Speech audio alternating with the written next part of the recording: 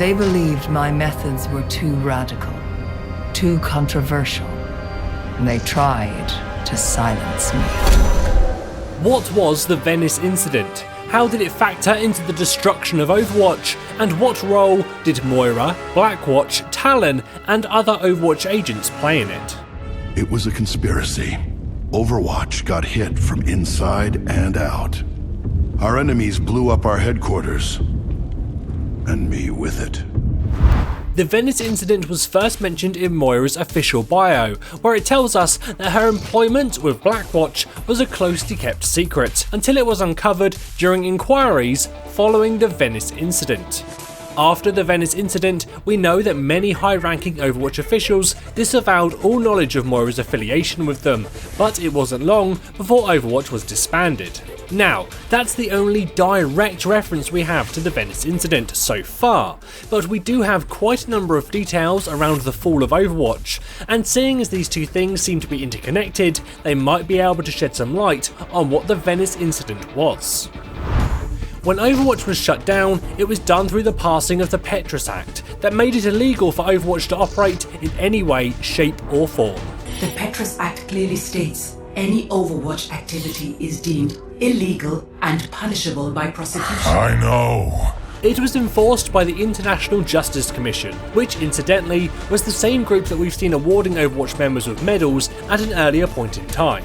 They seem to be like a branch of the United Nations. Also, the Petrus Act isn't just a random name or anagram, it's actually named after Director Petrus. As best we can tell, when Overwatch began to come under scrutiny for rumours of illegal activity, Director Petrus was appointed as a civilian leader to oversee the organisation, almost certainly reporting back to the International Justice Commission. So we know that towards the end of Overwatch's existence, Director Petrus was appointed to oversee the group, and the law that eventually shut them down was passed in his name.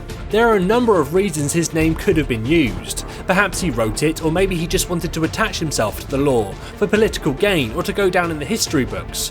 But one of the most common reasons for a law or act to be named after an individual is in memory. So, could Director Petrus have died in the line of duty, perhaps as the apparent result of Overwatch's negligence or even wrongdoing? That could have been the spark that led the Justice Commission to pass the Petrus Act, putting an end to Overwatch. Now for the big question. Could Petrus's death have been the so-called Venice Incident? Perhaps while overseeing an operation in Venice, or maybe just at a meeting he was killed. It would certainly connect a few of the dots in Overwatch's lore.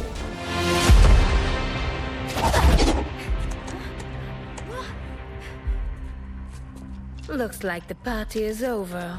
Now let's take a look at Venice itself and see what we know about the city in the world of Overwatch. It's only appeared once, in the Doomfist comic, where it serves as the meeting place for the Talon Council. Talon are a very international organisation, so they probably have meeting locations all over the world. But for whatever reason, this location was chosen for the first meeting after Doomfist's escape from prison. So it would make sense that this location holds some particular significance to the group. Perhaps it's their most secure location, or maybe it's their main headquarters. Doomfist had done quite a bit of travelling prior to the meeting, so they could have met anywhere in the world, but Venice was the location of choice. So, if Talon has a major presence in the city, could they have been directly involved in the Venice Incident? Talon and Overwatch had been working against one another for many years before Overwatch was disbanded. If Talon had a presence in Venice, which it seems very likely they did, Overwatch could have been there for any number of reasons to deal with the threat that this terrorist group poses. Perhaps even using Blackwatch to perform covert operations in the area. There is also a very close connection between Blackwatch and Talon.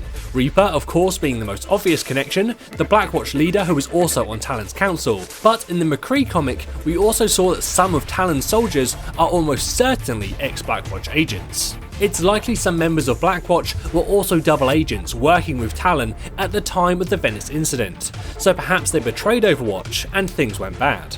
It could be the operation wasn't even officially sanctioned. We saw in the Uprising comic that Commander Morrison would ignore calls from Director Petrus and defy official orders, sending Overwatch agents into battle to do what he believed was right, even if it wasn't lawful.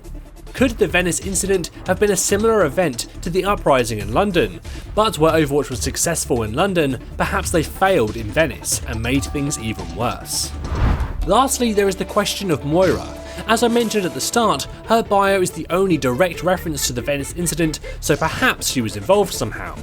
She was a member of Blackwatch, but not a field agent. She seems to have been purely a scientist, not wanting to get her hands dirty on the battlefield. It is not my preference to see to matters personally, but I will see them done.